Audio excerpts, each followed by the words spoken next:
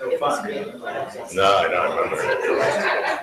But it was great. Okay, I'm just waiting I'm waiting for Ed to respond. Ed, can you hear me? Yes, I can hear you. Thank you. Fantastic. Okay, we're just going to wait a couple more seconds here to see if Jerry's in the parking lot.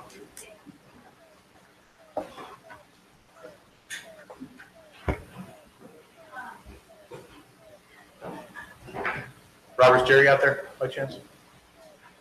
Okay. Give it 60 seconds and then we'll get started.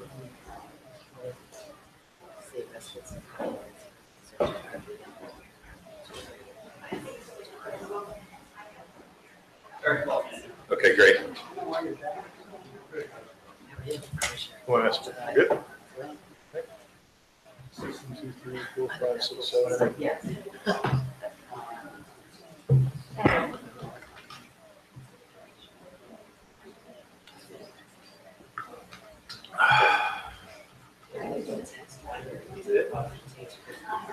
Yeah, I don't think everything's on. No.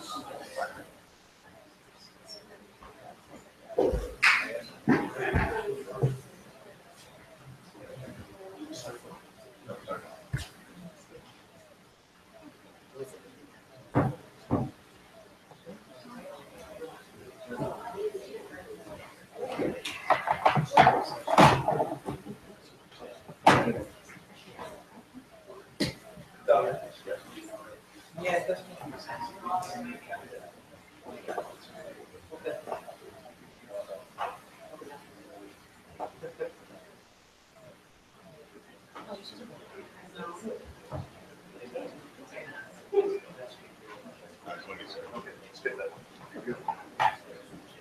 Good evening, everybody. Welcome to the 7th meeting of the Council Rock School District Master Capital Planning Committee. I'm joined here by my peers at the table and Mr. Tate in the rafters listening in, and members of the administration. If I could ask everybody to stand for the pledge, please. I pledge allegiance to the flag of the United States of America and to the republic which stands one nation under God, indivisible, with liberty and justice for all. Thank you. This evening's agenda, first we'll start with an announcement from Dr. Frazier, as well as a short administrative presentation.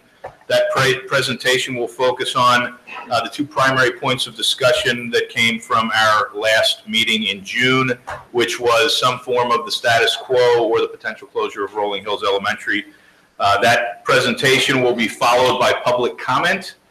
And then that will be followed by board deliberation. If we are able as a board, or majority of the board, to reach consensus tonight, a motion could be drafted for our upcoming meeting on July 20th. So I will, if it seems like we have consensus, poll tonight for consensus, but we will not craft or vote a motion. So with that, I'll turn it over to Dr. Frazier for the administrative presentation. Within his presentation, we'll see a review of the middle school capacities against the themes from our June 15th meeting. We'll see an additional model that will lessen the redistricting impact of a potential Rolling Hills Elementary closure, as well as a specific administrative recommendation this evening for how this committee should proceed. Dr. Frazier. Thank you, Mr. Block. Good evening, members of the board. Good evening, members of the community. Before we begin any of that, I do want to take a moment and express our most heartfelt and deepest sympathies and condolences to the Mills family. Mr. Scott Mills, one of our teaching assistants at Holland Middle School, recently lost his life. He was in Ocean City a couple weekends ago, and very sadly, very tragically perished while there. The funeral was today. So I just want to express on behalf of the school board, on behalf of our faculty and staff, on behalf of our entire community here in Council Rock, our deepest and most heartfelt sympathies and condolences to the entire Mills family. Scott actually would have celebrated his 34th birthday just a couple of days later on July 4th. So a terrible, terrible tragedy, a terrible loss for us.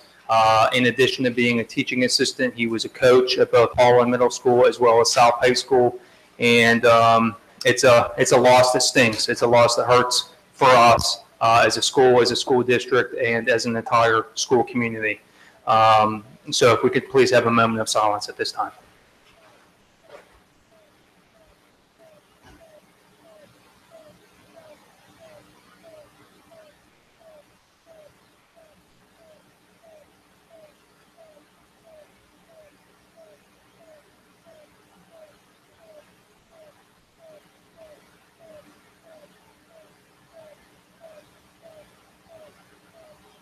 Thank you. So beginning our presentation this evening, one of the items that we've talked about in the past, as we talk about our two different options, some form of status quo and the potential closure of Rolling Hills Elementary School, is that a status quo option does not balance the school district from a north-south perspective any more than how we're currently balanced today. And those stats have been out there for quite some time via our enrollment projections. And what those stats show us is that from a projection standpoint in the north, we would be projected to have 45.7% of our population, and in the south, 54.3% of our population. So roughly the same as where we're at today. Conversely, from a closure of Rolling Hills standpoint, we would narrow that gap by about 2/3. We would go from roughly 9% to roughly 3%, so that in the north we would have 48.7% in the north to 51.3% in the south. So to make that a little bit more real for us, one of the things that we'll take a look at are the middle school capacities. As everyone knows, we have two very significant middle school construction projects going on currently. The revamped and expanded Holland Middle School and the new construction going on at Newtown Middle School. We're trying to build very equitable, very even middle schools through these two projects. And with that come even capacities based on 980 students. And that's a real capacity based on 980. It's an average of about 28 students in a class. You can come up with a theoretical 30 in a class, but that's not very realistic by the time you have level classes at the middle school level. It's not nearly as easily to accomplish as it is at the elementary level. So it's 28 in a class gets us to 980 realistic capacity at the middle school level. So what does this look like? We'll first take a look at a status quo scenario. So this is status quo, any form of status quo, and note in parentheses, it's without redistricting to the north. It's been stated that there is not a desire to redistrict Richboro Elementary to the north, so thus the statement without redistricting to the north. So Holland Middle School is there on the left. You can see in the 18-19 school year, would actually be at 100% capacity. So we would have 980 or just about 980 students in the school for the 2018-19 school year when that school reopens. And Newtown Middle School, conversely, for the 18-19 school year would be at only 81% capacity. And then by the time you get to the 21-22 school year, which is the last year for which we have enrollment projections, Holland Middle School is still at 98.6% capacity, and Newtown Middle School is at 82.2% capacity.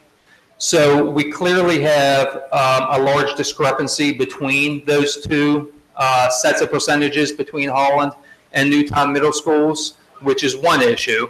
As we seek parity between the north and the south. But the second issue that we're dealing with here is that we really want to be at around the high 80s to 90% mark with any of our schools. And you can see with Holland, we're at 100% to 98.6% as you go across these 3 or 4 years, which is certainly something that's concerning and problematic for us. With any form of status quo. So then the question is if our enrollment would be better balanced with the closure of Rolling Hills, with there being some degree of redistricting from the south to the north, then what does that look like in real terms? This is the answer to that question. So Holland Middle School in 1819 looks like 90.8%. Newtown is 86.2%. And then by the time we project out to the last year of numbers that we have with our projections, Holland Middle School is at 91.2% and Newtown Middle School is at 86.3%. So much better balanced, again, right around that 90% mark, which is much closer to where we would like to be. So that's one consideration. We've talked about the lack of north-south balance with status quo, whereas we would better achieve that with the closure of Rolling Hills. However, we have not talked about how that would manifest in terms of our middle school builds and the consequences of that until this slide here this evening, and felt that it was important that we do that. So that's a bit about what that looks like. Now, as an introduction to our next slide, reference was made at the last meeting between the last two meetings that under the closing Rolling Hills scenario, that potentially the addition would not be put onto Richboro Elementary School, the 10 classroom addition, that is. And that's because a better option, in my opinion, at least a better option, has emerged. And it was a pretty new idea, pretty new concept that wasn't even fully fleshed out at that point. But since then has been fully fleshed out, and shortly after that last meeting was emailed out to the community, and tonight we'll take a closer look at it. And what that new idea is, as you see over here on the right-hand side, is an addition to Hillcrest Elementary School. So this column is still the addition to Richboro Elementary School, which we've been showing all along, and with additional thought time, additional problem-solving time, we are now showing, in addition to this, we're showing a 10 classroom addition to Hillcrest. And the reason why I say that that might be a more superior place to put the addition under this scenario is anchored really in those first two rows. The percent of students redistricted goes down somewhat significantly, from 29.2% overall to 23.6% overall. And then in particular, when you look at that second row, the number of students from Hillcrest itself being redistricted goes down about 240 students. Goes from 383 students to 143 students. And that's because we were moving a lot of students out of Hillcrest, and by virtue of putting the addition then onto Hillcrest, those students are able to stay.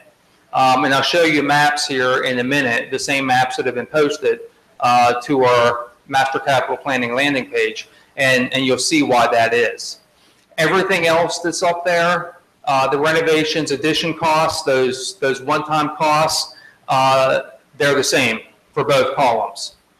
You got the 14.1 to 18.2 million addition in both columns for Wrightstown. You got the $6.8 million addition, which is the 10 classroom addition. That's the same cost whether it goes on to Richboro or whether it goes on to Hillcrest. The savings, 18 million. That's the renovation that we would not need to do at Rolling Hills. The ongoing annual operating cost savings by virtue of closing Rolling Hills is the same regardless of where the addition goes. And then the north-south balance, because both Richboro and Hillcrest are in the south, of course, are the same as well. So everything down here is the same.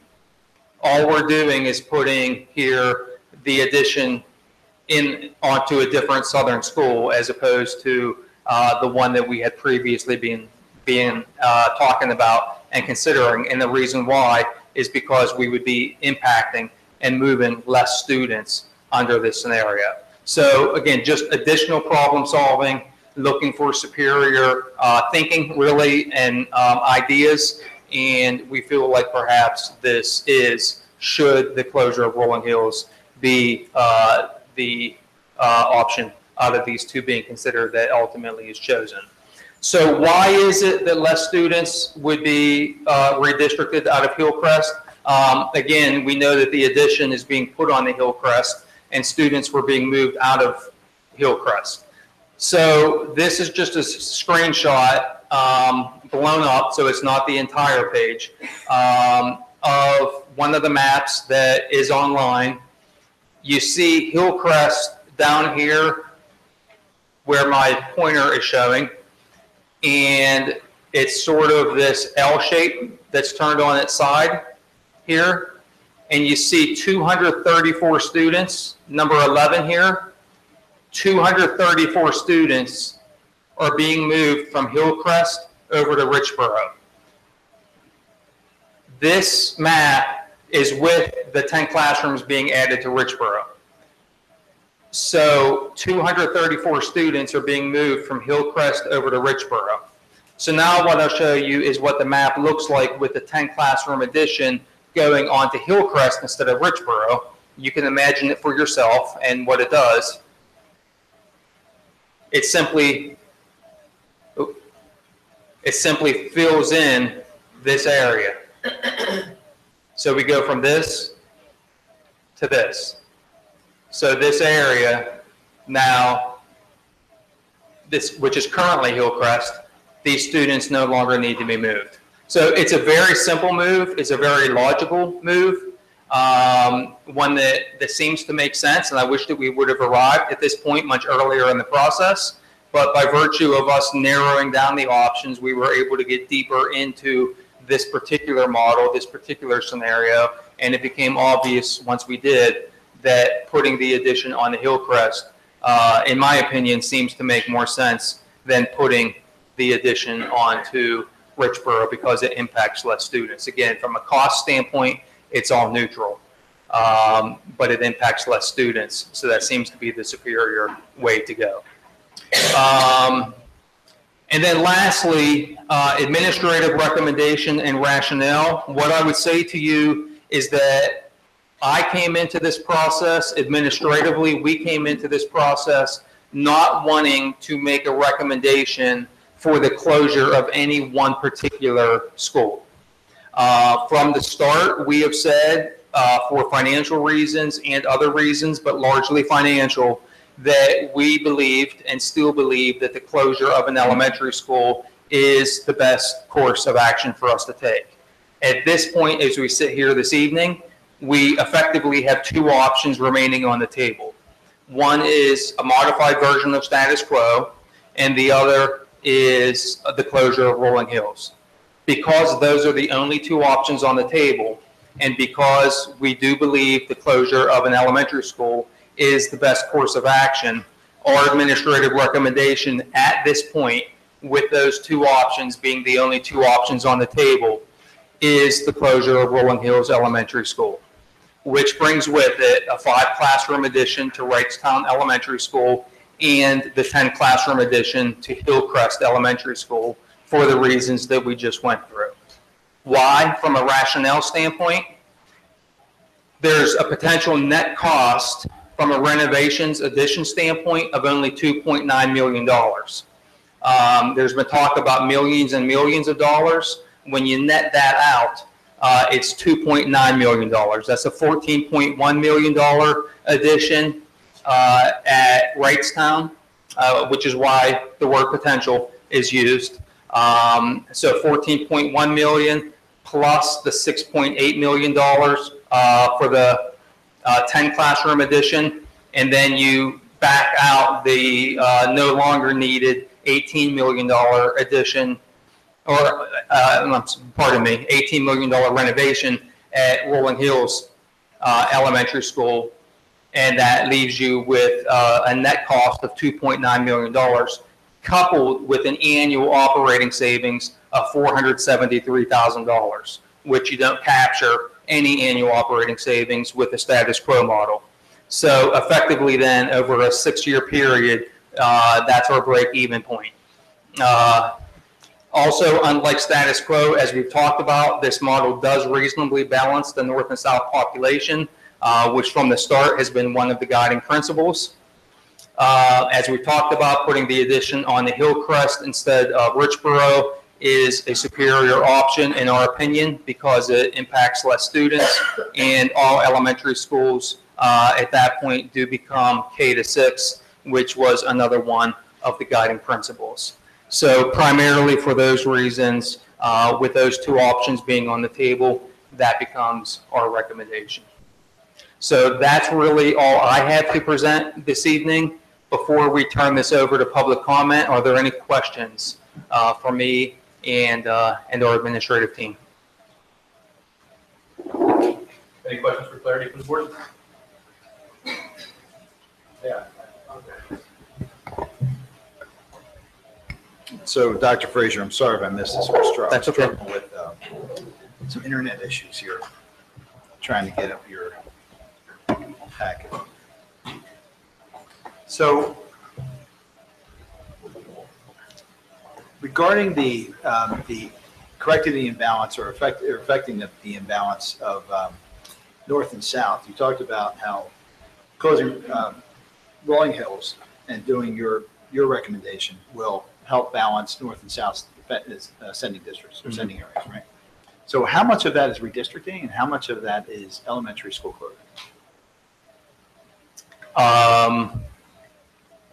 It's really redistricting. Okay. Because we would be taking students, if you look at the conceptual redistricting maps that we have online, you see that we have some students on it all sort of rotates clockwise. And so some students on the western side of the school district would be redistricted from the south to the north into the Wrightstown area. So the two go together because we said we don't want to have any split schools.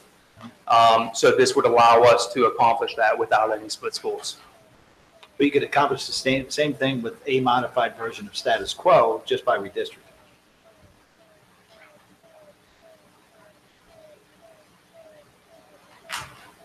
I think the only way you could accomplish that with a modified version of status quo is if we added the classrooms to Wrightstown Elementary. Right, that makes sense. Yeah, Okay. In that case, then yes, we could. Okay. The $18 million cost savings for the additions at Rolling Hills Elementary you keep talking about, are you offsetting the projected costs of renovations for repurposing in that school?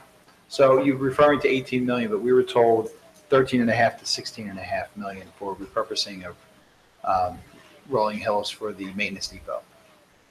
I was keeping repurposing out of it just because I was viewing that as a separate decision. Okay.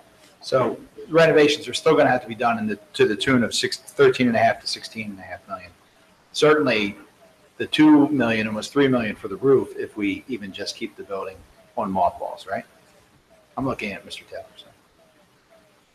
It does have to be replaced at some point if we're going to keep the facility, yes. And one of the key items of, if I remember back to your previous slides in the matrix you had, one of the key items that you had for Rolling Hills Elementary was the proximity centralized in the district so you could repurpose it to use it as the maintenance depot. That's right. Replacing 20 Ford Road or 20 Bridge Road? 24. 20 Ford Road. So if we're going to use that, then we have to add in the cost 13.5 million, 16.5 million to the 18 million in savings. The same way you did for Wrightstown and brought it down to 2.9, we have to offset those costs for Rolling Hills. That only makes sense, right? Okay. If we're going to use it for that purpose. Which yes. was clearly the purpose. So As well that's as- 5.5 to 2.5 million. As well as the operating savings. Is the net savings? Sure, and the operating savings. Right. Sure. Okay. And the sale of the existing 24. Yeah, we would have to add in all Sale of the those. existing, good point. Right. I didn't think about that. Okay. So the difference, the real difference in savings, operating costs, as Mr. Block just stated, but you're talking about 5.5 to 2.5 million. The real savings of closing Rolling Hills, and then the operating costs, and then whatever we get for 24. Right. Okay. Right. That's helpful. Thank you. You good? That's all I have. Okay. Yes. Mr. Tate, any questions from you at this point? No, thank you, Mr. Black. Any other questions from the board? Okay, we'll go to public comment. Consistent with the past, I'll be timing up here. Please be cognizant of your neighbors. So let's try and hold it to 3 minutes. I'll give you the high sign. And if you could start by stating your name and your town, that'd be great. Good evening, everyone. My name is Eileen Silver, and I live in Richboro. I am an elected official, and I know what a difficult job you are all having when you make a decision that is going to affect so many people.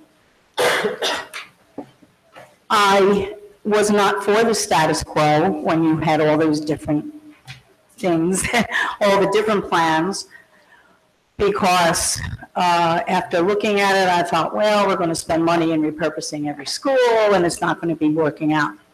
But after hearing Dr. Frazier this evening, I think that's the only way that we are going to be able to go.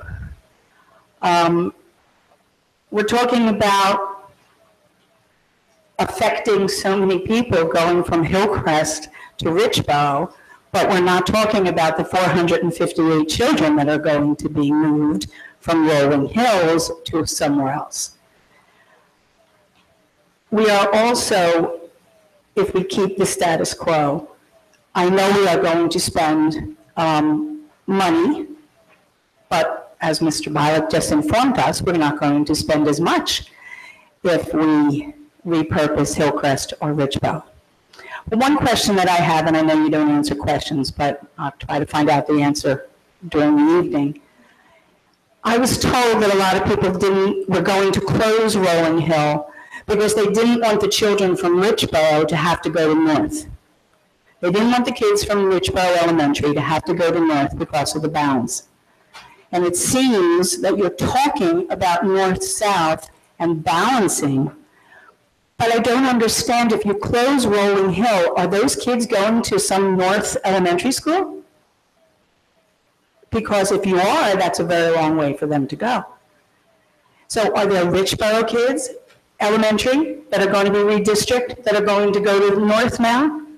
So it's, to me, you did this backwards, guys. You should have done your redistricting and then see what was going on with the schools, and then see if your balance was there. And I am a Northampton Township supervisor, and I do not want to see another school closed. So I hope that because of some things that Mr. Bilek has said, and that some of the others I have heard, that you go for the status quo. Thank you.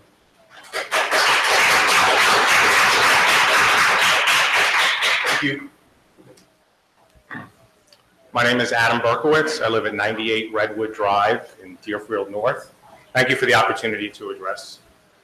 I'm just going to speak to you as a dad, as a parent. I have two children that just graduated from Richboro Elementary, and I have a older son who just completed his first year at Council Rock South. I'm here to speak, I guess, against redistricting, specifically as it pertains to my children. If they're going to go to Richboro Middle for 1 year and then another somewhere else for year 2, I would really not want them to go to any other high school but Council Rock South. My son will be a senior, and my two twins will be freshmen.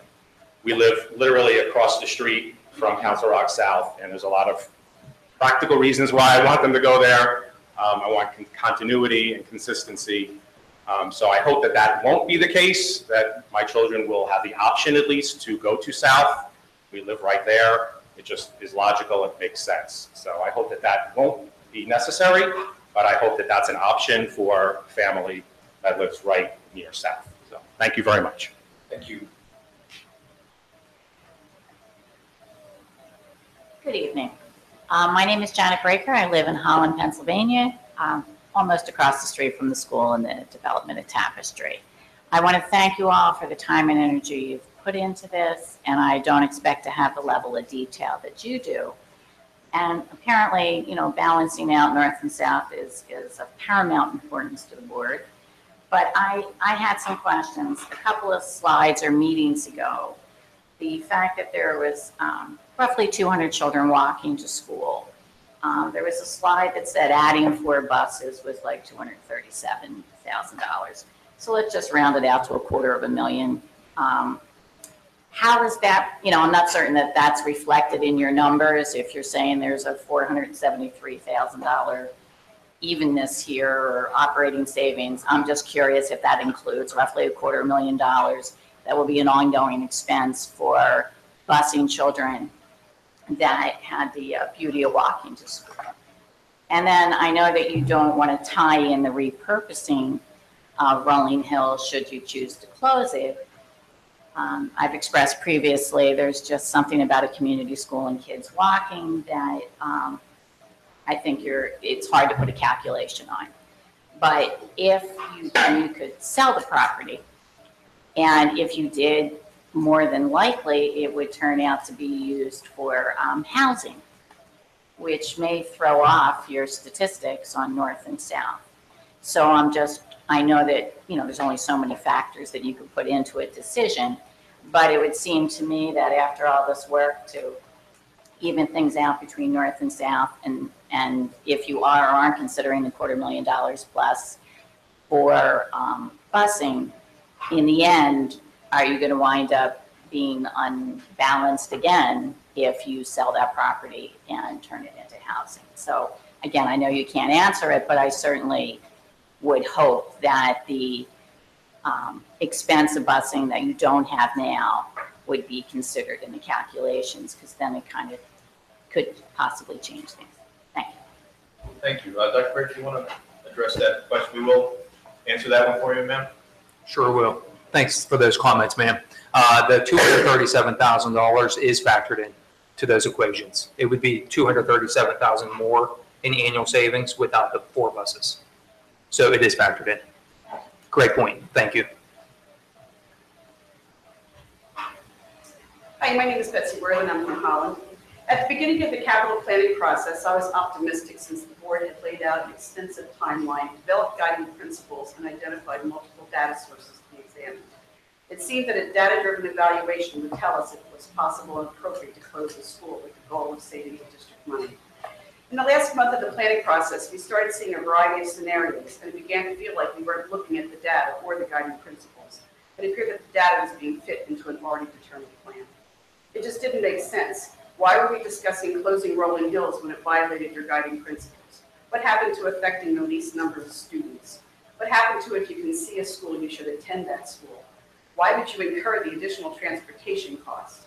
Why is the domino effect of closing Rolling Hills leading to the redistricting of 20 to 25% of the elementary students being ignored? Why would you spend millions of taxpayer dollars to build infrastructure that we might not need several years down the road? What happened to saving money? Then in June, we started to hear what was really going on, and it appears that Rolling Hills never had a chance. After connecting the dots presented by the board members, we know that all the advocacy for Rolling Hills really didn't matter. We learned that 24 Road property could be sold and the facilities department would move into Rolling Hills. And we learned that there was already a $14 to $16 million proposal to modify the building for that use. And to further divide Northampton, and I guess to placate the Richboro community, we heard of another proposal to develop a sports complex on the Richboro Middle site, another multi-million-dollar expense that won't be very practical since it will locate sports facilities miles away from the schools and students who need to use them. Even in the month of June, we learned of another variation of the scenario. It looks like you're throwing spaghetti at the wall to see what sticks to allow individual board members to be comfortable with the closing of Rolling Hills and the accompanying implications for students. So let's add it up. $5 to $18 million to add classrooms and renovate Wrightstown, $6.8 million to put 10 classroom addition on the Hillcrest and Richboro, and $250,000 for new school buses. Add on the $16 million to repurpose Rolling Hills for the facilities department, and closing Rolling Hills will probably generate $28 to $41 million in costs to the taxpayers, all from a process we thought was going to determine if we could save money. When this capital planning process began, everyone hoped that the board would do their due diligence to examine available data, consider the educational impact, and its impact on tax dollars. Had those things happened, I believe that there would have been sadness but acceptance for a school closure. However, what we have seen has been disingenuous. Please do not ignore those who are calling for the reasonable choice of status quo. The data and cost estimates that indicate that this is your best and most fiscally responsible option. The community expected capital planning to be fair, transparent, and something that was educationally sound and fiscally responsible. And that's not what appears to be happening here. And the entire Council Rock community deserves much better.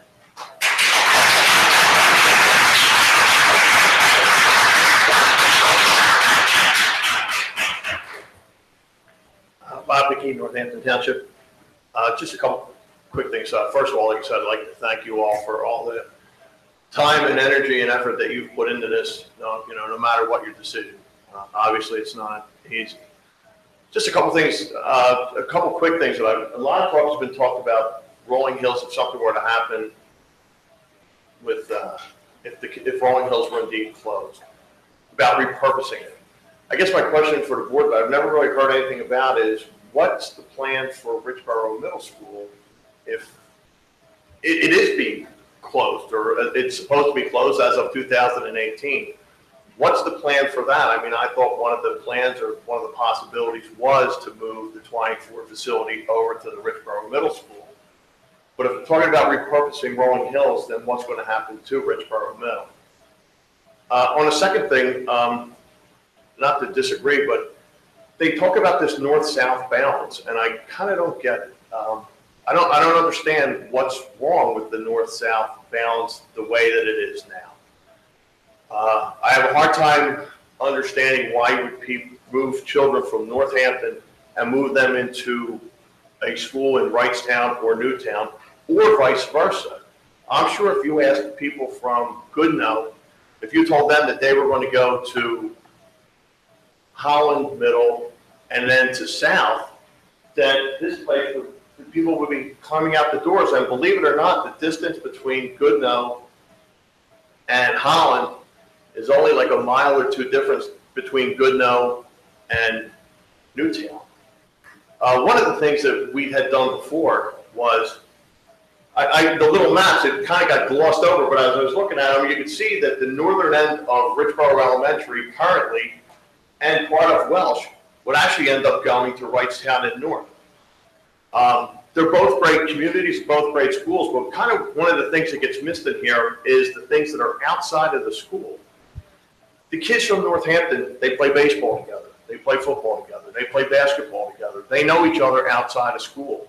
The kids from Newtown, they play basketball together, they play baseball together, they do all those things separately but equal from the kids from Northampton. And to move kids from Northampton Township into Newtown or vice versa is really just wrong, and you're really putting those kids at a disadvantage, even more so than if you were closing an elementary school, in my opinion.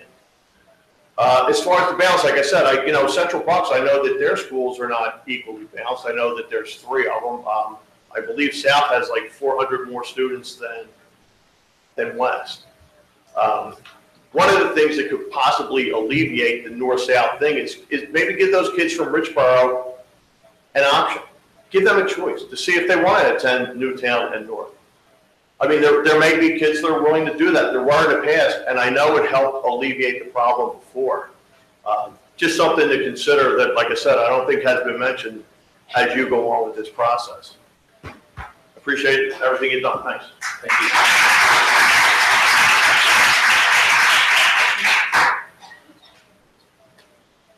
Good evening. My name is Dominic Conti and I live in Richboro. I just completed my 8th grade year at Richboro Middle School and I'm starting my freshman year at Council Rock High School South. My family and I live in Richboro and absolutely love the environment and atmosphere of this town and the school's education it provides. My purpose for speaking tonight is to voice my overall frustration regarding the actions that are being made by the school district. I have a sister who will be starting her 6th grade year at Richboro Elementary School. With Richboro Middle School set to close at the end of the school year, Richboro Elementary must find another middle school to go to. As with all students coming from Richboro Elementary School in the past, she should be sent to a middle school that leads into South. It is a disturbing thought that my sister could possibly be sent to Newtown Middle and then to Council Rock North, while I would remain in South, thus putting our family in an odd position, having 2 kids in 2 separate high schools. To add to the anger and frustration, there has been even a talk of moving kids out of Council Rock South to North in their junior year. I have not started my high school experience yet at South from an academic perspective, but I am heavily involved in the music program there. I don't know if you are all familiar with SVE, the South Vocal Ensemble, but I made it into this highly respected ensemble and plan to join the amazing orchestra and exquisite Golden Wings Theater Company as well. As a student, I find myself worried, frustrated, and angered by the fact that this could all be taken away from me if I was to be moved to North. In no way am I attempting to insult North in any way. The fact of the matter is that once you start a high school, you should not be moved, and all Richboro Elementary School students should be sent to Holland Middle and be kept in the southern end of the district due to the fact that South is literally right down the road from Richboro, when North is completely on the other side of the township. I highly respect this school district and the distinguished level of education, opportunities, and extracurricular activities, all of which I'm extremely grateful for. However, I do not appreciate the frustration and disruption in this whole process has caused. Thank you for your time and have a great night.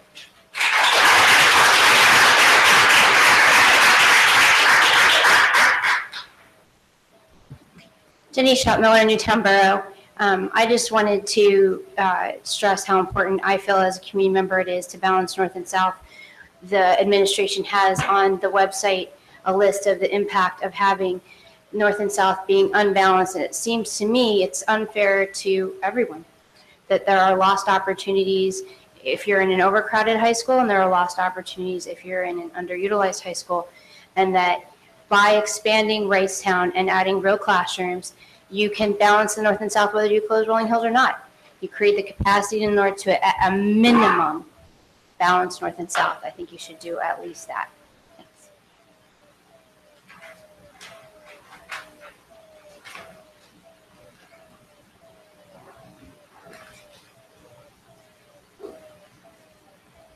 Good evening, Nancy Carroll, Newtown Borough. You know what happens when you have an important meeting in the middle of the summer? Half the seats are empty. Some board members can't even make it. But you knew that in advance, didn't you? I know the data. The goal was that we would try to bring more efficiencies into the facilities.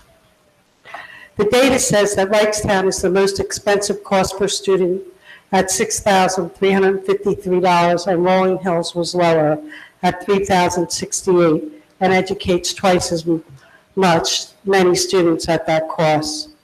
So the data says that Sundance projects in the short run that some district schools will gain enrollment, and Rolling Hills is one of them, and others continue to decline, and Wrightstown is one of them. And most of the decline will be in the north. But overall, there is not one bit of projection that indicates that the district will have any more students in the elementary than the 5,462 that we had here in June. The latest projection on May 22nd projected that in 2022 we'll have 5,281 students, 181 less students than we had in June.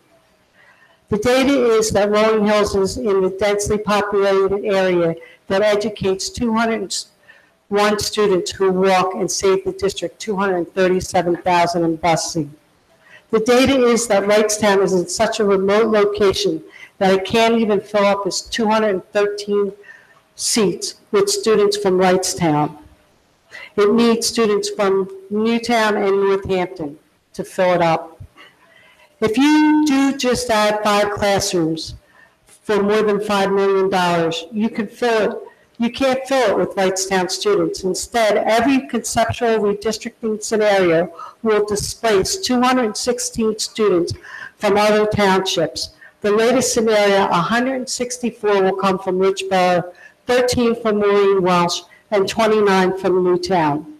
If you do that, I suggest you rename the school the most expensive to run Newtown/Northampton/Wrightstown school.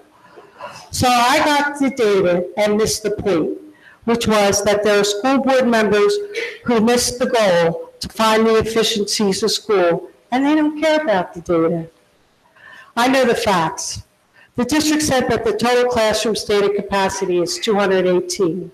The fact is, there are 3 people on this board, Mr. Block, Mr. Tate, and Ms. McKenzie, who who voted to take away 18 Nancy, of you're over those 3 minutes. seats. You're over 3 minutes, please. Okay. To address the board directly or me, rather than call it individuals. What did you say? I said you're over 3 minutes. And I would also ask that the group address the board directly, or if they'd like to address me as the committee, that's fine. But Okay. let's not single out other board members, please. Okay.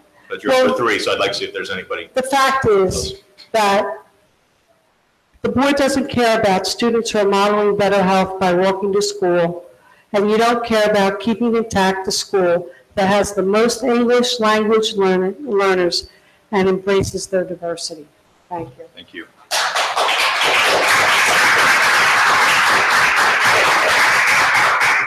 I just need a point of order comment. So I don't think there's anything wrong, and I don't mean to criticize you, Mr. Black, but I don't think there's anything wrong with a member of the community singling out board members for previous votes. I would have no problem with it if someone did it for me. I mean, we are public officials. These are public meetings.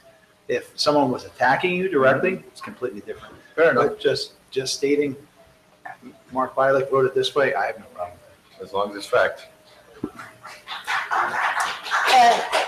My name is Carolyn Reichenbach, and I'm from Wrightstown. I did not anticipate speaking tonight, but given that there are so few people from Wrightstown here tonight, I wanted to let you know that it's not a reflection of their disinterest in this entire process. It's just that we're a smaller community.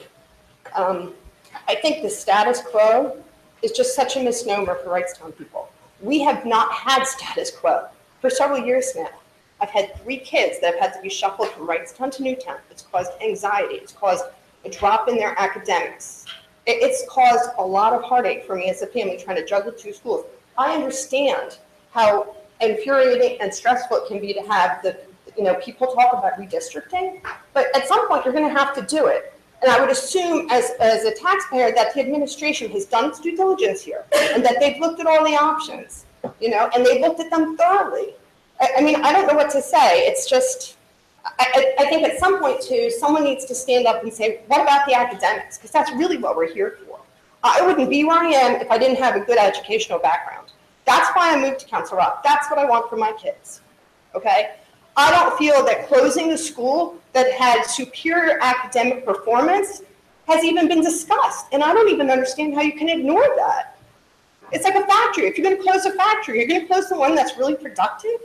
I mean, no one's considering that at all in this equation. I understand people don't want to be bused if they walk to school. But my kids, and I have 3 out of my 4 kids, have already done that. My kids have had their entire lives upended in this whole entire process because there's been a status quo for Wrightstown that's in flux. And it's just not fair, and I think the board needs to really consider what it's doing here, and it needs to consider the academics, and it really needs to give consideration to the administration and the fact that it hopefully has done its due diligence on this. Thank you.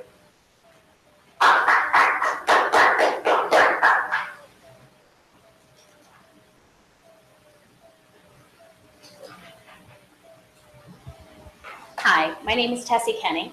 I live 0.4 miles from Rolling Hills Elementary. I live 0.65 miles from Council Rock South. I'm a parent of 2 children. One's a rising 5th grader, one's a rising 3rd grader. And much like the lady who was just up here, very much concerned about Wrightstown. I have the exact same concerns for Rolling Hills because we have been in flux and it's gone on too long.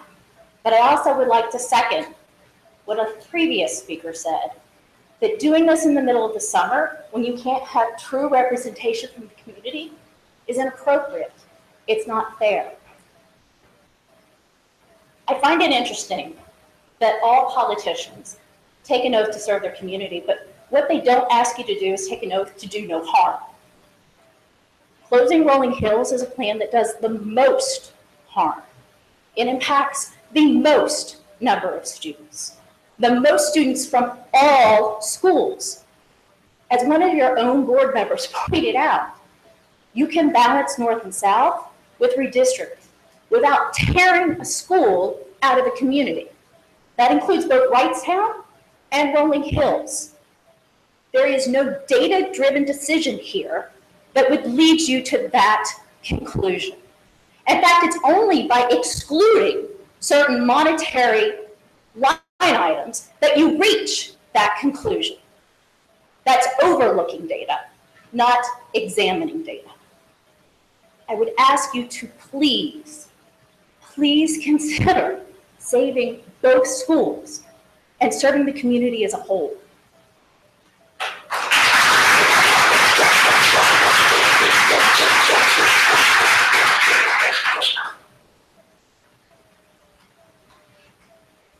Hi, good evening.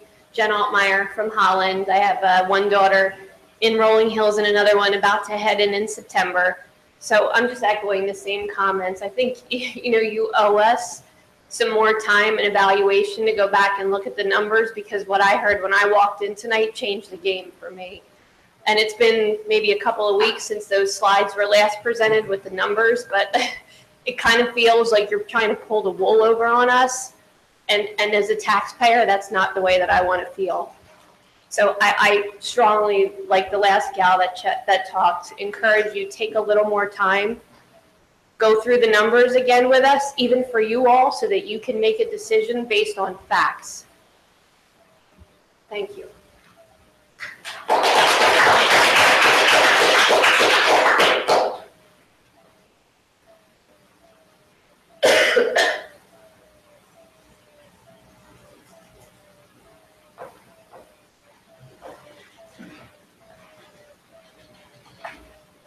Hi, my name is Jackie Kopak. I also was not prepared to speak tonight.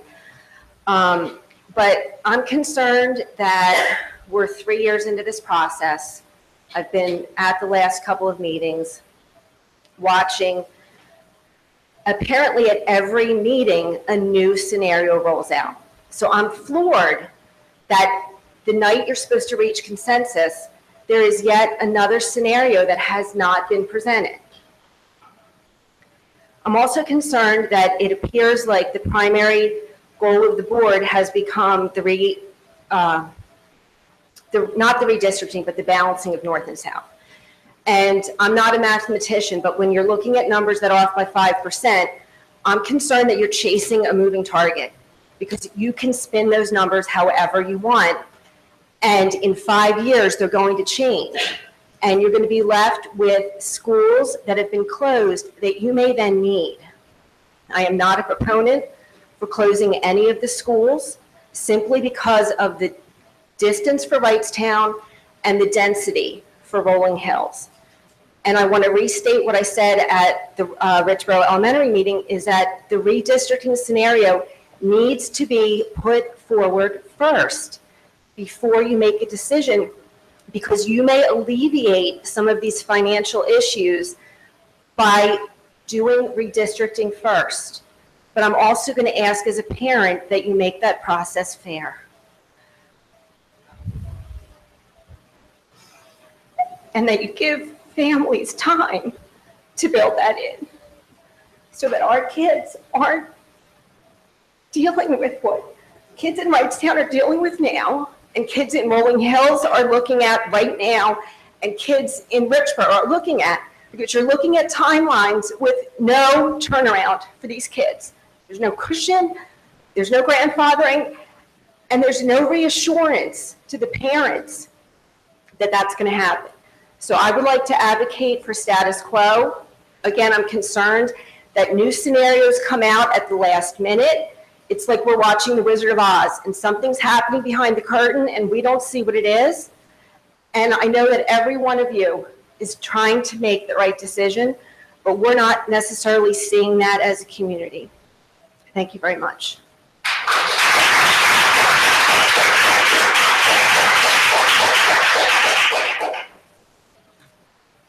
Maureen Petrie, Richboro. One thing that we haven't addressed in a while is the request to grandfather the existing high schoolers in. If you're in the high school, leave them alone. Don't redistrict. Just wanted to say that. Thanks.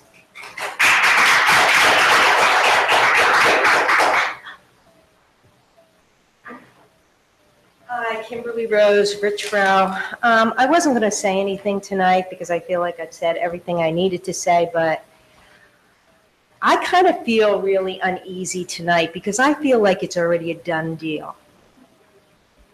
I feel like this, I don't know, I've heard rumblings, but I feel like this is already a done deal. And I gotta say, I feel uncomfortable all of a sudden now the administration does a recommendation and closing Rolling Hills is on it. I just feel real uncomfortable. I feel like things are happening behind the scenes that we don't even know. Things are going on.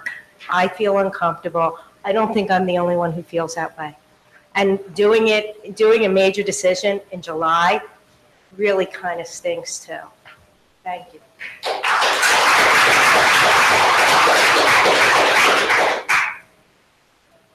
Hello, my name is Philip Schlane. I live in Wrightstown Township. Under one of the plans considered, there would be an approximate savings of $450,000 by closing a school. And I'd like to have a better understanding of whether that's coming from salaries or from other locations. I'm not sure that's been discussed fully. And if that's coming from salaries, perhaps principal, administrative staff, or a few teachers who are not replaced once they retire, how much of that would savings come from redistricting of that instead of closing a school? Thank you.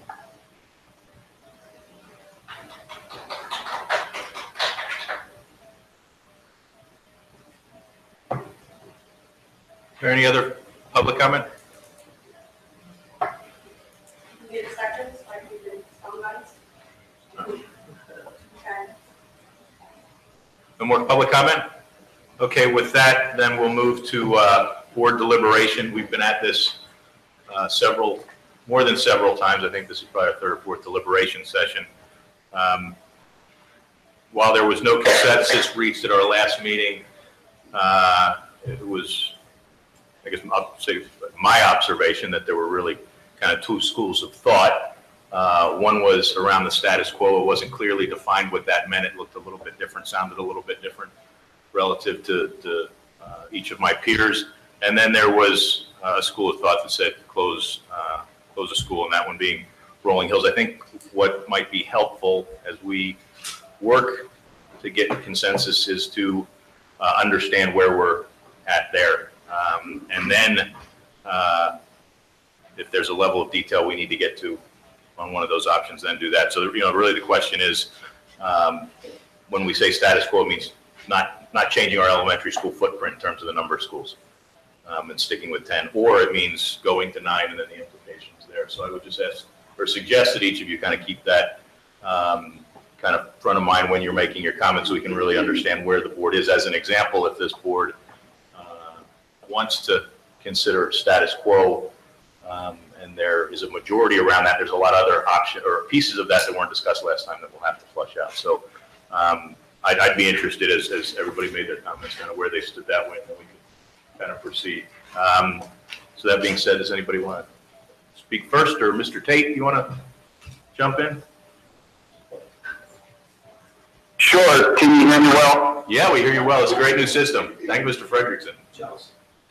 Yes, indeed. You sound like the voice of the Almighty. I'll be brief. There is a bit of an echo. Keep going, you're fine, Ed. All right. It's actually going to be difficult for me to speak because of the echo, but turn the volume back up. I'll reiterate what I said before. Hey, could you guys turn that volume back up, please? Ed, could you speak into your phone? Okay. You were jealous. This is a difficult decision. There we go.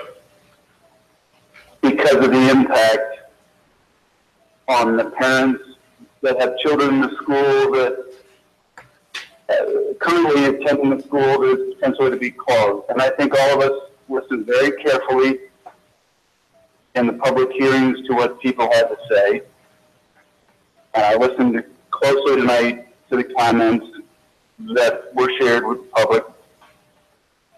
I think this is a decision that we have to make, unfortunately, because of the shifting and declining enrollments in the district. It's an overdue decision, and it's one that we need to make to preserve the financial health of the district. We also need to better balance the student population.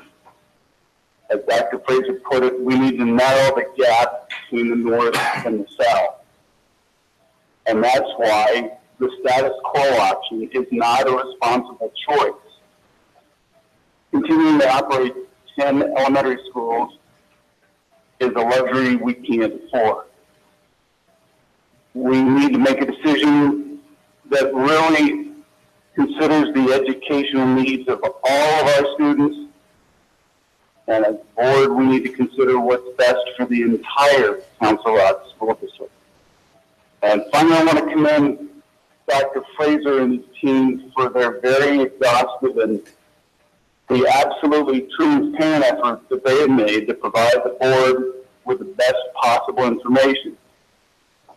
The extent of the effort is why we're at this in July and not May, but time is coming to make a decision.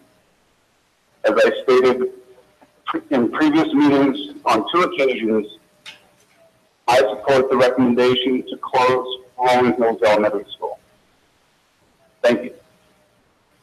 Thank you, Mr. Tate.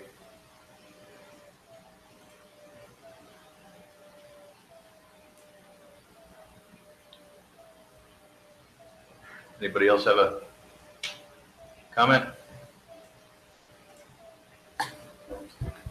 Dr. Thorward? Well, I don't, comment, multiple comments if I could, please. Yes, please. I noted a bunch of things in the public comment, and I want to address several of them if I could, please. The balancing of the schools piece. Why do we need to balance schools? Well, we need to balance schools because, as you saw up there, if we don't do something, one of these middle schools is going to be full. And I don't think you'd want your children to be in a school that is completely full. That's assuming 30 students or 28 students, Robert, right? 28 students. It's tough to do. It's going to be full. We have elementary schools that are beyond full. So it doesn't work. Another one that came up early was secondary redistricting. I'm in high school and you're going to move me. I haven't heard a single board member say that once, not once. So you're jumping the gun with that. We haven't gotten to that point yet. In terms of what could Rolling Hills be used for, I've heard in the community a bus depot. I've never heard a single board member say we'd move a bus depot there. I think Council Rock's a better neighbor than that. It could hold the 24 facilities, the maintenance facilities, which would move several, I would say they're union, I mean, they're union craftsmen, they're vans. The same vans that when I drive around Northampton Township, I see in people's driveways, on the streets, everywhere. We're not talking heavy equipment, we're not talking triaxles. We don't own those, is the best I can tell. It could hold the Achieve program, which is an educational program that we rent space for right now. It could hold the Sloan School, which is another educational program. It's our alternative school, which again, I believe we rent space for. So cost savings, potential. No one's talked about it yet. The numbers that the demographer put out are conceptual. They were written on the back of an envelope. They are numbers that have been put out to kind of lay out what this would look like. Again, we have a redistricting committee coming up, and those numbers will become more firm when the entire community gets a swag at them. I heard a comment about time. We've been discussing this since before I was elected. This has been going on for quite some time. If we wait much longer, we're adding another year to the entire process. And I want to reiterate, in 2018, the 2 new middle schools come online. And at that point, we have to do something so that one of them is not full or overfull. And lastly, building the addition on Hillcrest Elementary, well, I mean, if you torture it enough, you can call it a new scenario, but an addition on Hillcrest Elementary was on the handout that was handed out to everyone at every community meeting. Sure, we've shuffled around how we layered them, but the difference between Hillcrest Elementary and Richboro Elementary is really just location. They're identical schools. Doug I mean, they're identical footprints. They're architecturally the same building. So that's why it was such a seamless change. So at this point, those are I just wanted to address some of the comments. I think a lot of this is hearsay and not necessarily based on anything that's actually happened yet, and I wanted to lay that out there. Thank you. Give an opinion on this. At this point, someone needs to tell me how we stay status quo and don't completely fill a middle school, because I can't do that. So I can't fill a middle school completely like that. So lies my conundrum. Okay. Mr. Grubb? A few things, again, taking Mike. Actually, Mike and I disagree on one thing. And that is, Dominic, thank you, first of all. I appreciate that you came to speak to us tonight. And you asked us specifically about a student starting at a school, at a high school, and changing or being changed in mid-course. Where Mike says he doesn't hear anybody saying that we would do that, I have specific memory of this board sitting here last time and saying we would not do that. That once a student starts at a school, they're going to stay there. I'll stand corrected. If I am wrong on that assumption, I'll expect someone to speak up to that. But my recollection was, if you started at the school, you're going to finish there. So you're right. Congratulations on the accolades or getting into the choral group that you got into. But we didn't want to have that situation go on, that the new kid goes to the other school and everybody's already pre-established in that club or that exercise. So I hope I can put you a little to ease on that aspect. Mrs. Carroll pointed out that Wrightstown Elementary School is the most expensive school to run. Yeah, because we as a board hobbled that school. We took 5th and 6th grade out and we hobbled that school. Makes it the most expensive to run. Mr. Hickey, you asked about the difference between Newtown and Northampton and their sports programs. This school district can't be responsible for how those programs are run. Those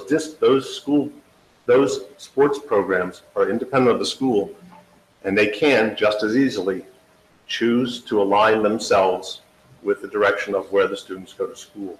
That is not immutable. That is fully within their control. Just this past week, I received phone calls from parents at Wrightstown whose children participate in a Newtown program, and they were very concerned they had to get the signature of the school district that their child goes to Wrightstown or something. It was beyond understanding for me that the district has to be the arbiter of where children go for a summer program unrelated to the district. Look, last time, and I think Mr. Block alluded to it, last time people were critical, I had come in and sat and listened to the board, and I heard what I thought initially was a consensus of 4 board members with a plan, a real plan, around what to do around status quo. As we went to put together a motion to make, I realized that it was not a plan, and I think Mr. Block summarized it, that said that it was actually a bunch of people, a bunch of opinions, as I could perceive them, that had a certain theme, and then the peripheral decisions around that were all a little different. If you listen to that meeting, you'll hear that as, I think Mrs. Brooks spoke first, I think Dr. Foster spoke then, and I began to ask questions about what does that include, but those answers, we didn't get answers around that. And so I'll blame this project being a decision that becomes now or in the summer on me. I'll take that blame, which was, I thought that was a plan, and it wasn't necessarily a plan. What I understand, and I have to say I'm very pleased that Dr. Frazier really stood back and let the board try and ferret these things out. And I'm glad that we speak occasionally of the board being of 10, 9 elected and 1 appointed, and that's the 10th being the superintendent. So his input on that has become important, not has, but revealed is important to me. The other thing I want to point out to everyone is, echoing what Dr.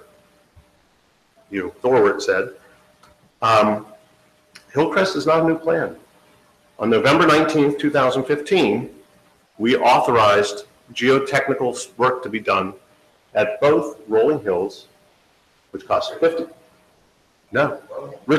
sorry, you're right. Richboro, which cost $50,000, and Hillcrest, thank you, which cost us $12,000. The only difference, because we had so much work going on at Holland Middle School, we had a lot of that site work done. So that has been in play and in discussion for quite some time. And Dr. Thorwart is absolutely correct. The two buildings were 2 of 3 in this district that are built to the same plans, the third already having that addition on. Lastly, so the end of, I want to disguise or make it hidden. At this point, I am endorsing and subscribing to the plan that calls for the addition to Hillcrest Elementary.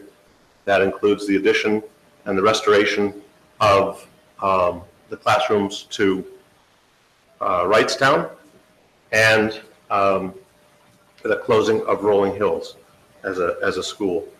Lastly, Doug and I do disagree, Doug Taylor, our facilities manager, in terms of what renovations have to be done to use Rolling Hills as an alternate plan, as an alternate facility, meaning for our maintenance people or for Achieve, for our Sloan School, or even as a place. We have been approached by numerous community groups, Autism Cares being one, and the other names escape me, but there are groups that truly further the mission of the school district with some of our population as they age out. So for that reason, I'll subscribe to the notion that Dr. Thorwart has put forward and that Mr. Tate has put forward around closing Rolling Hills and expanding those 2 other schools. Yeah, Ms. Brooks. When this process started, I thought the primary goals were to respond to our declining enrollment, gain efficiencies in our classrooms, and save money. Tonight, there was so much emphasis on the north-south thing, which I know we've talked about and is an important goal, but all of a sudden it became paramount after declining enrollment, after efficiency in classroom utilization, and after saving money. If you look at the data, there is not one piece of data for me that would support the closing of Rolling Hills. If you look at the enrollment data, the enrollment is declining. If you look at the classroom utilizations, the closed Rolling Hills scenarios does not give flexibility or enough classrooms in the north. And if you look ahead to the 2021 school year for the enrollments and for the scenarios that are laid out, it shows that we would have the space to close a school without spending money. I'm stunned by how misleading that slide is from tonight that shows that the net cost of closing Rolling Hills is being positioned as $2.9 million by not accounting for any renovations that we know are going to take place. We just talked about potentially as much as $16 million at Twining Ford Road, and we certainly know that there's a potential for more money to be spent at Richboro Middle School. There is no cost avoidance. That money will be spent. So for me, I'm not going to cherry pick what will we renovate and how much will this be. The reality is to close Rolling Hills, we need to put 2 additions on buildings. A $6.8 million addition on Hillcrest, a $5 million addition on Wrightstown, which means that we will spend $12 million to close Rolling Hills. And when you save $473,000 a year, it will take nearly 3 decades, not 6 years, 3 decades to get the payback on that. And then there's the renovations on top of it. When I was online today, I saw a post talking about tracks. And I have to tell you that I was sort of struck reading that because it was almost to the day a year ago that we were talking about whether we would put a $1 million track at Holland Middle School. $1 million track on a building that is being renovated where the athletic fields are being built from the ground up. a $1 million track at a building that has a $2 million ACE grant, a $2 million contingency, and was running under budget. And the majority of this school board said that that $1 million track was too expensive. It is so ironic to me to think about that and then put it in the context to pretend that closing Rolling Hills will save money. It is not going to save money. If we close Rolling Hills, you are ignoring the enrollment data, you are ignoring the capacity and efficiency information. To me, it is fiscally irresponsible and an assault on the taxpayers' wallets.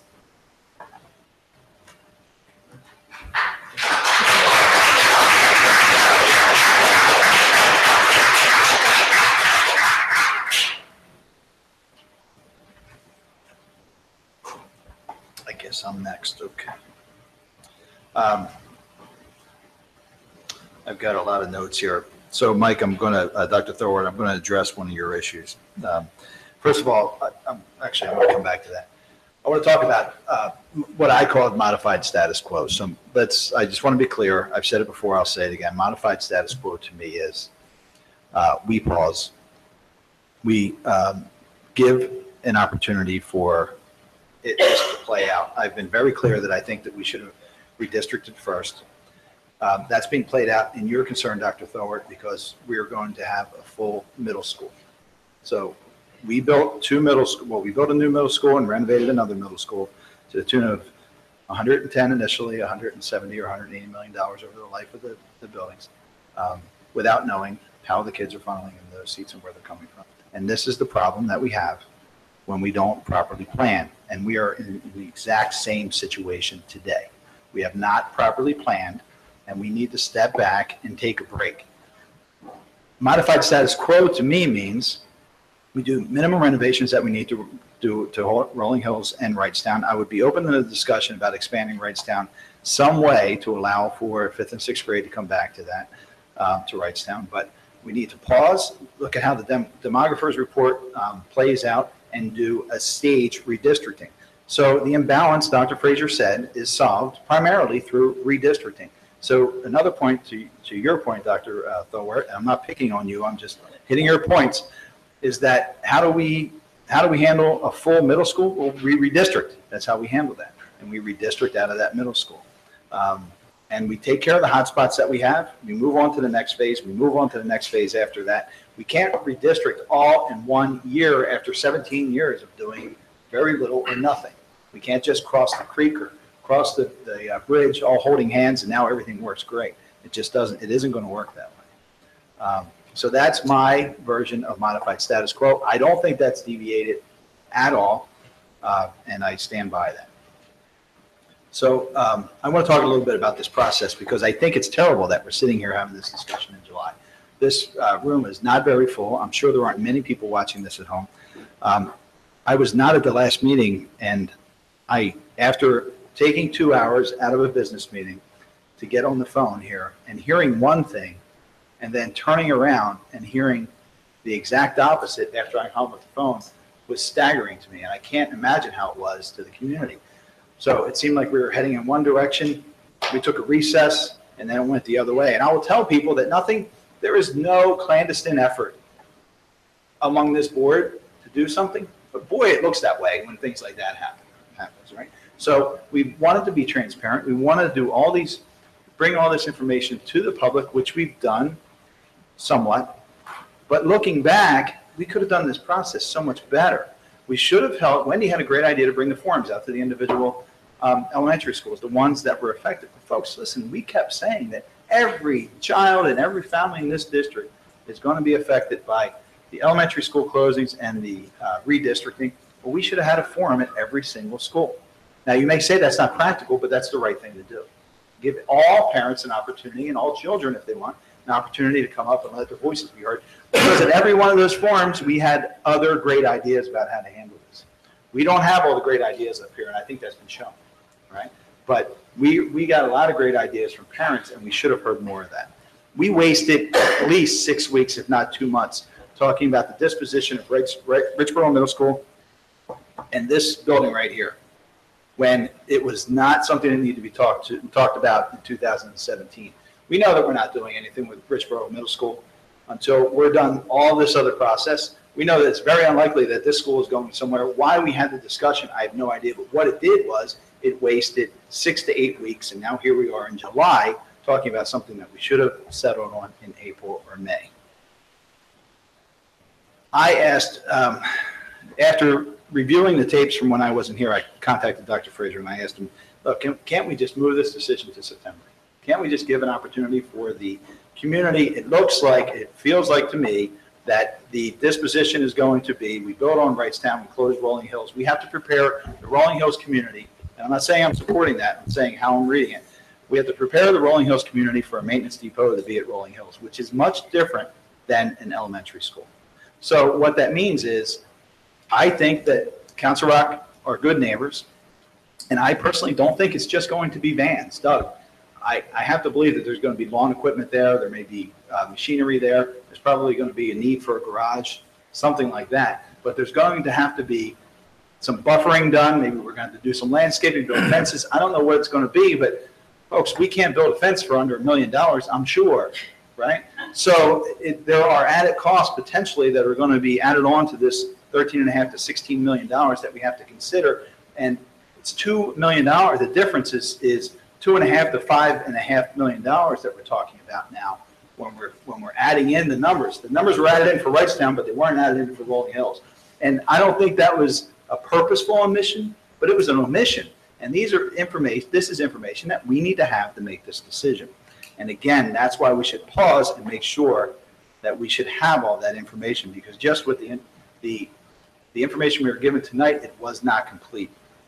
So we had to prepare this community for a complete shift in what's going to be maybe the center or certainly a large impact area of the Rolling Hills community.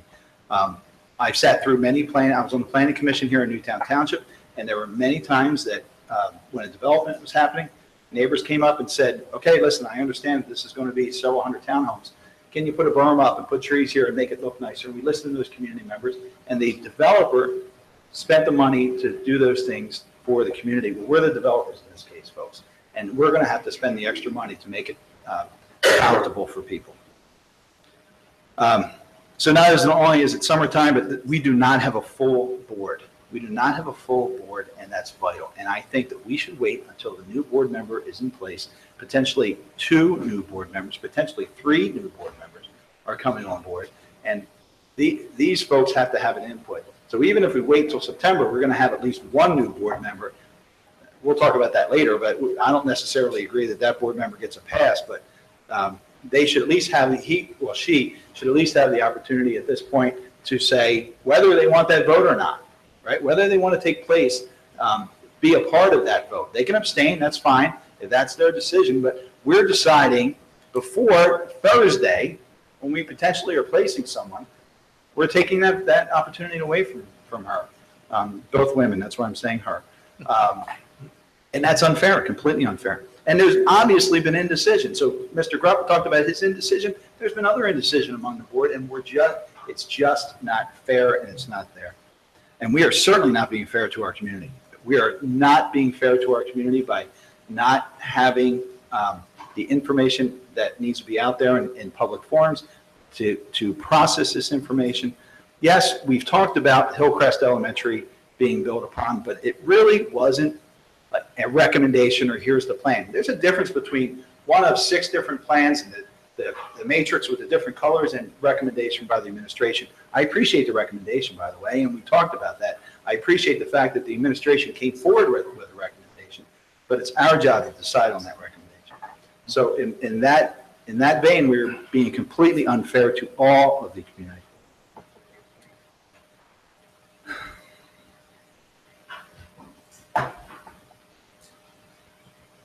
There was a comment about Wrightstown Elementary being the most expensive school in the district. That's very true. And Mr. Grupp mentioned that I forget the term he used, but we took away the classrooms and we hobbled, that was the term. We hobbled Wrightstown Elementary and made it the most expensive school. Well, folks, that was still the most expensive school in the district, even when we had trailers. So let's not kid ourselves, and let's not just blur the facts. We have to stay, and I'm not anti-Wrightstown. I appreciate the applause, but that's not why I'm saying that. So, because we just have to have the facts, and when statements are made like that, it just clouds things, so I wanted to clear it. We talk about Sloan and Achieve, and we talk about Sloan and Achieve coming into potentially Rolling Hills. We definitely need to get Sloan and Achieve out of the LSAC building, but we've had a proposal from a community member to have Sloan and Achieve housed at no cost, and we've had almost zero discussion about that. So we don't have to spend $13.5 to $16.5 million to have Sloan and Achieve moved. We can work with a community member and have them moved at potentially no cost. Now, I don't know if it's going to work out, but we should explore it. We talked about options. Somebody mentioned options at the high school. I keep talking about giving kids options to go from south to north. But that's something that should be discussed. So I'm just begging my fellow board members, let's take a pause. September, let's at least push this to September. We get a new board member in place. We have the opportunity to educate the public as we should. There was some discussion about, oh my gosh, there's going to be cost and delay. And I said several times here that this is the problem. When I was concerned about moving forward with the middle schools, and we were told, we're just doing this. We're just doing soil samples. We're just looking at topography. We're just doing that. And then suddenly, we can't stop now. We've done this and we're out of time. So the email I received today was, we can't stop now. If we delay till September, now we're out of time. We're delaying a whole other year for building. Well, maybe we need to delay a whole other year, but I can't believe that 8 weeks pushes us all the way to another year. So I think, we've got a good crew here. I think we can make it work. Yeah, maybe all the stars have to align, but we have to do this right. So we're not in a situation where we have to do it this way, or my gosh, we have a middle school that's full, because we didn't know where the kids were coming from. And we spent $55 million to build a school. We didn't know where the kids were coming from. So I'm asking, modified status quo, move it to September, stop rushing it, and then we can move forward. Thank you. Point of order. Mr. Pilot, you introduce a topic tonight and you make a commentary that we have an offer from someone in this community to pay for all of those costs. Can you share that with the board members, please? I'm not comfortable sharing. But you're comfortable telling the public about it, but not telling the board members.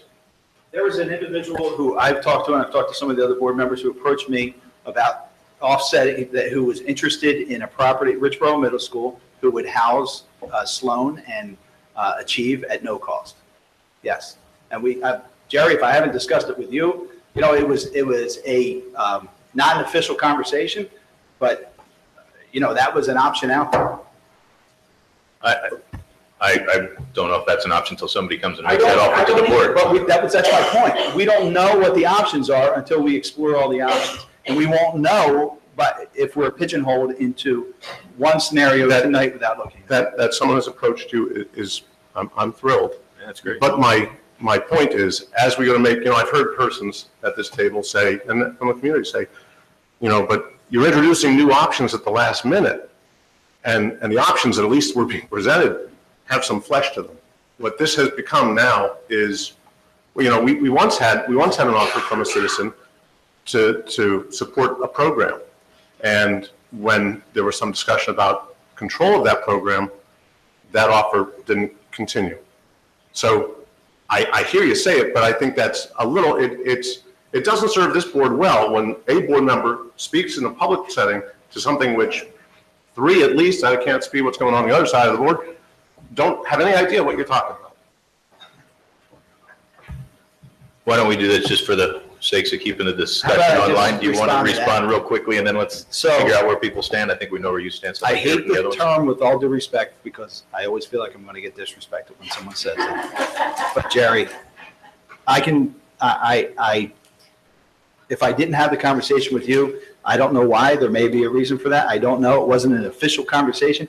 We can't speak officially for the board, but I can say whatever I want to the public in a public meeting. Absolutely. And I didn't say anything inflammatory. I didn't say anything about anybody else. I talked about a potential that we should explore out there, and that's it. And I will say what I'd like to say in a public setting, and the public should be able to hear it. You're welcome to, although I don't want the public to think that we're the public has just stood in front of us and said, it sounds like you're hiding things. And when I have a board member speak about something like the board knows about it, that creates that aura that says there's something going on that this board's not telling us. We had someone approach the board at a public meeting and then in an email later that said, I suspect you have a deal with Twining, well, not with Twining, with Twining Village for the property.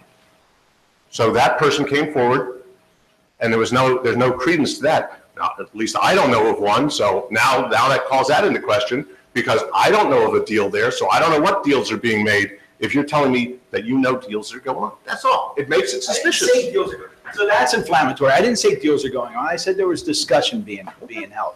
So any of us can have discussions with anybody in the community.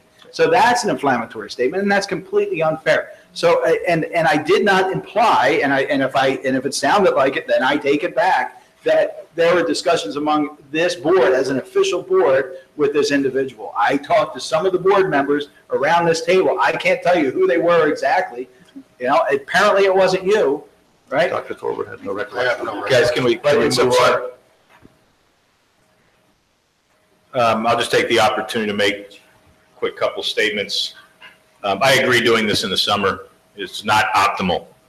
However, I've been advocating the same solution, and I stand by that solution. I think we properly planned. I think we've been through the detail. I think we've adjusted as we've moved through this process, and I think we've got to make a decision on whether to move forward with 10 or 9 elementary schools.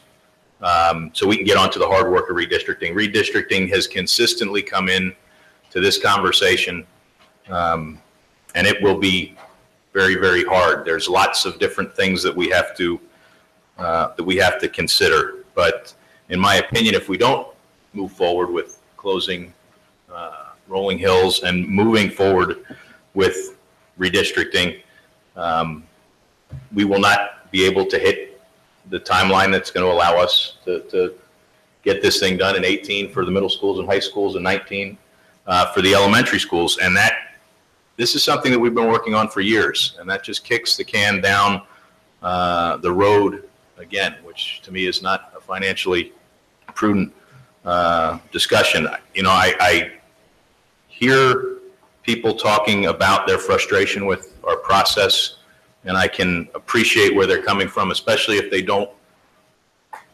think that they like what, or they don't like what they think the outcome could be. I can certainly empathize with that position, but you know, I think for this board, we've got to move to make a decision on whether it's going to be 10 or whether it's going to be 9, so we can make all the decisions that come around that. I think we did have a good conversation on what we could do with some of our other facilities to save money. This is about all of our facilities. This is about redistricting to make maximum efficiency of all those facilities. We've got to get to those, and those hinge on, does our elementary school footprint have 10 schools or have 9 going forward? And then we can do the rest of the work around that. So as I've said before, I believe we ought to close Rolling Hills, build on and renovate Wrightstown, and also with the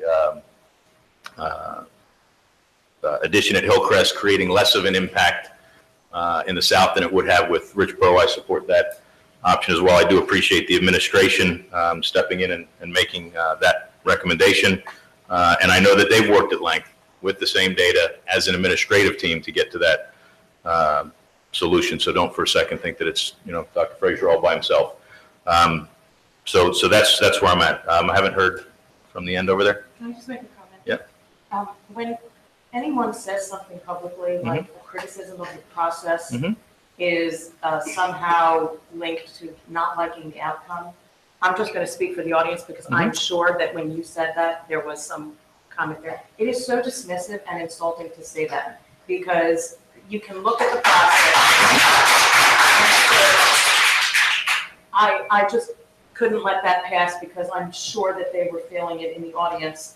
And this is not about, you know, to say it that way is like making like winning and losing. That's not what this is. You can make a criticism of the process or anything else, whether you like what's being discussed or not, but it is very dismissive and insulting to say it the way you said. Yep. Well, I can appreciate it. Thanks for the feedback. It wasn't intended that way. What it was intended to say is that unfortunately, this process is hard. And unfortunately, because it's so vast and because we haven't done anything in 17 years, it will not be perfect for everybody. And that's tough, but, you know, I think that we've gone through a good process to do that, and folks might not agree with that, but I appreciate your feedback. Point taken. Yeah, sure. So I'm probably going to be a little briefer than usual because I'm not feeling well, primarily. I'm going to speak to a couple of things I view. First is timing and fairness. I don't like making this decision in July. I've thought long and hard about it for the last month because I thought we were making the decision last month.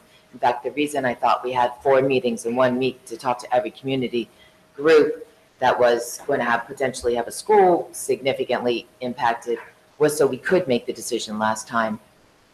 So I spent a lot of time and effort and reading to try to come to a personal decision the last time we were together.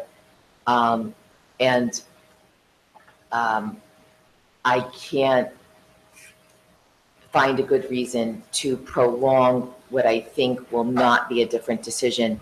So for me, if this decision gets at least directed tonight, voted on the 19th or however, I think that's what you said, the 20th, then that, you know, I think that's the way it has to be. We did go out to the schools that we were talking about closing down or significantly moving.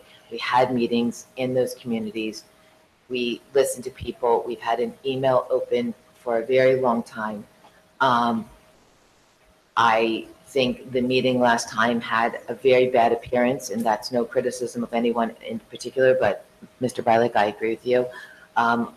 We were all trying hard to make it work, and it just didn't work out the way we would have hoped. So no intent. I don't believe if this board wanted to hide behind not doing things in the summer, we would have never sat through those hours at those schools. So I'm sorry, but I believe that that was good and fair work. I believe any and every plan can always be improved. So we would, in essence, never do anything if we were going to continue to wait to see new plan after new plan after new plan. At some point, each of us has to look at the data that they absorb and that they understand, and they have to make a decision. And they make the best decision they can for the way they view the data. So the second after timing for me is when I first look at the data of how much I'm going to spend.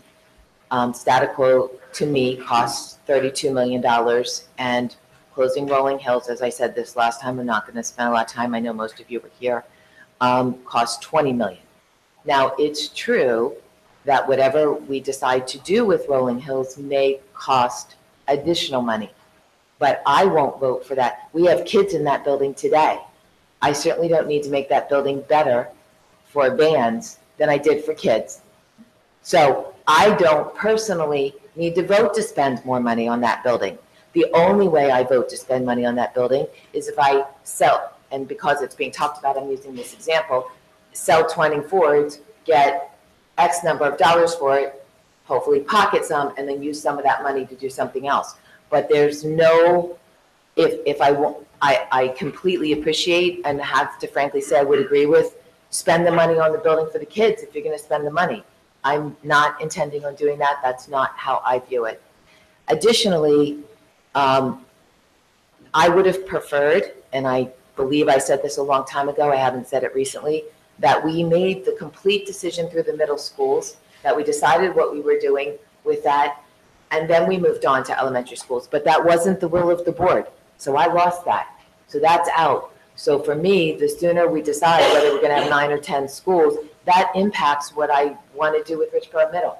If we're going to do it within a year, I'd much rather have the option and know that I'm going to look at the 2 schools. I don't want to close 24, move it to Richboro Middle, and a year later move it somewhere else.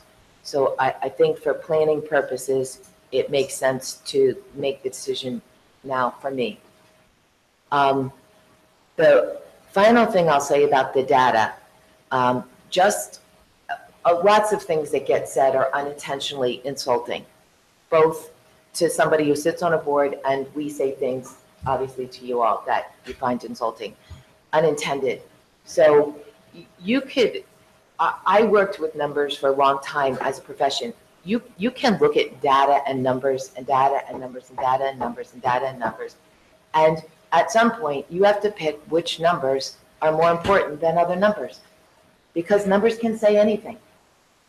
And so it's not fun and it's not easy, but at some point you have to do that. And I know many of you disagree with me, and I feel badly about that. But for me, the best evaluation I can do is how much am I going to spend to renovate these buildings? And that has become the primary number for me. That doesn't mean you're wrong, because that's not the most important number for you. It doesn't mean I'm wrong. It's just me trying to say to you, this is a hard decision, and these are the things I'm looking at to make it. And I have to say this because it was incredibly painful for me when 17 years ago my kids got redistricted, and I stood at the mic as a mom and said, do you know what you're doing to my kids?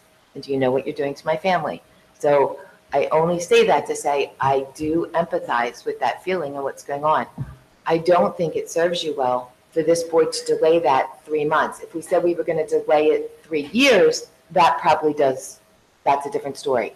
But to say that those kids are going to go back to Rolling Hills in September and be like, everybody's like, is it going to close or it's not going to close?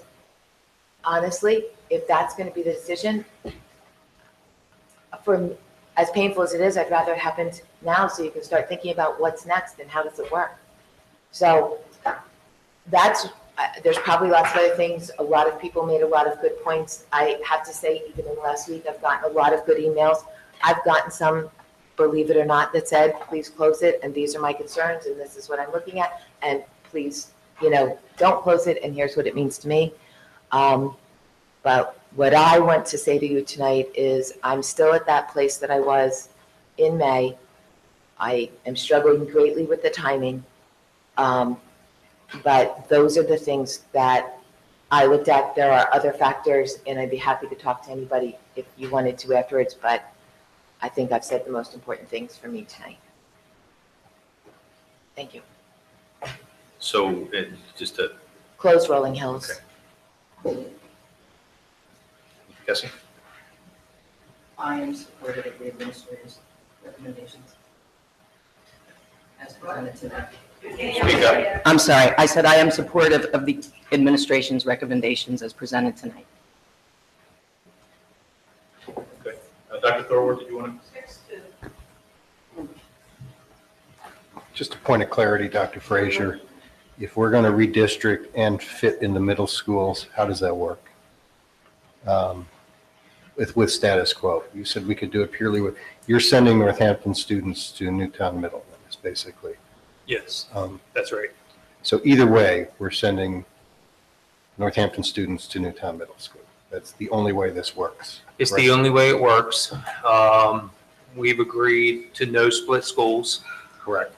So the only way that can happen, as I believe I said in response to Mr. Bollock earlier when I was at the podium, would be, as Mr. Bollock has suggested, it would be in addition to restore Wrightstown to a K-6 school within status quo, and send some of our current southern students up to the north. Including a whole elementary school. It would not be a whole elementary school. So it would most likely be students, and I'm saying this off the top of my head. It's okay. So please don't. They're not facts. Right, exactly. Okay. So first of all, they're conceptual, and second, it's my recollection of the conceptual maps. Most likely students from the Richboro area and the Welsh area, feeding up into Wrightstown Elementary to create that balance. Is my recollection of that. I'm sorry, can we just keep it down while we continue to discuss? And Dr. Thorwald, just can I kind of pin you down to exactly where you were? Yeah, I'm going to follow the administration's recommendation as well.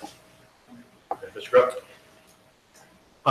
In the advertisement for this meeting, the administration did say that we would not vote on this evening. Now, I will tell you, I believe Robert, I sent an email expressing my disagreement with that, but I don't win all these things. So I want to express my opinion because I think Wendy said it is not quite this way. I don't want to put words in her mouth. Following our last meeting, there was numerous conversation among the community that said, as soon as they have a consensus, they should vote it. They should just do it and get it done with. Now, I understand a lot of that was probably directed at me, where the person's writing that wanted the resolution that I thought I had joined initially, and that's why they would have wanted that immediate. So my preference would be to vote this evening. However, out of respect for Dr. Frazier's positioning it and communicating to the community that said it would not vote this evening, I'll defer to the will of the board.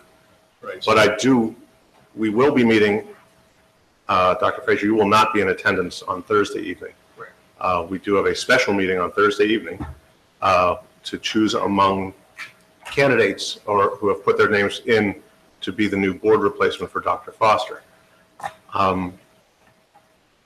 Is it possible for us to vote it then, or are we thinking it should be a week from this Thursday on the 20th? Yeah, and then let me just say this, in speaking with our solicitor, no formal motion is needed in speaking with the majority of this board in order to communicate unambiguous direction to the administration.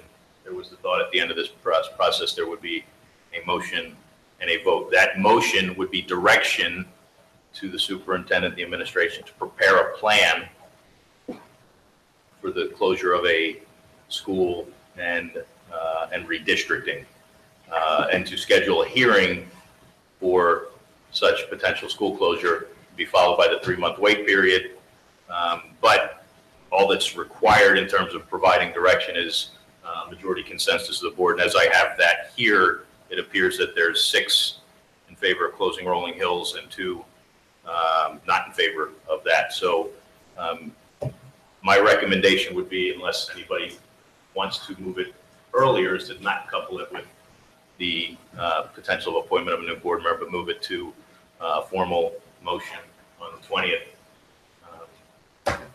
But at this point, it's, from a committee standpoint, there's a consensus of 6, and the direction has been given to. Well, I prefer, because I want to hear what everybody else thinks I agree about not that. to do it tonight, and that Dr. Frazier's not there on the 13th. Yeah, so my plan would be to do it on the 20th unless there's. Yeah, I'm fine with it. Isn't the hearing something that the state says has to be held like a year before or whatever within a certain time? We wouldn't have a hearing 3 years in advance on that, would we? That's why we waited until last spring for the Richboro Middle hearing. There's no formal hearing on that until it's much closer to the closing, so. There has to be a hearing, right? And then we have 3 There has to weeks. be a hearing, but we would not have that hearing in 2017 for a school closing in 2020, I'm sure. That's why we didn't have a hearing for Richboro Middle before this past spring. Just a point of clarification. Yep. We also didn't have a formal motion to provide that direction as well. So no point taken. I think there should be a motion, and I think there should be a plan, to Denise's question alone, to present a plan of what are the stages and what are they going to happen. But I think there should be a formal motion. I think it feels, we all said where we stood, but I just think it feels, it's a lot easier not to vote on a motion. I just think it's the right thing to do, to vote on a motion. So I would prefer to have a motion, and I'd love to, if there's time before the motion, to have some outline of when timing, but if the direction of the motion is to come back with a plan, that shows us when that timing is. But I thought it was 3 months or 6 months, like not before, but I don't remember the statute exactly. Right, I mean, it's certainly not 3 years. No, and it's definitely not 3 years. It actually, just so we're clear, it's Article 7. I'll defer to the solicitor when he's here, but Article 7, 24 PS 7-780, public hearing prior to closing the school in the state of Pennsylvania. talks that the minimum amount, the hearing the question not less than 3 months prior to the decision of the board relating to the closing of the school, has some items here about notification 15 days prior to the hearing, but it does not have, and I'll leave, well, Cox will give us a. That's the point of not having anything outside. tonight, is to have Mr. Cox be able to inform our conversation. So unless there's any objections to the date of the 19th, I think we'll have a motion prepared then. I think it's the 20th. It's the 20th, sorry, you're right. 20th. You are absolutely right. Okay, so just in terms of this committee, we've come to consensus on the elementary school. I still believe there's a lot to do relative to master capital planning and facilities, so I would suggest we come up with a plan to how we deal with that and the potential options now. And maybe you and I can come up with a recommendation for the board to consider in terms of that. And then obviously, from a redistricting standpoint, we'll start thinking about how you convene that. So I appreciate everybody's work on this. And with that, this committee meeting is adjourned. Thank you. Thanks, Mr. Tate.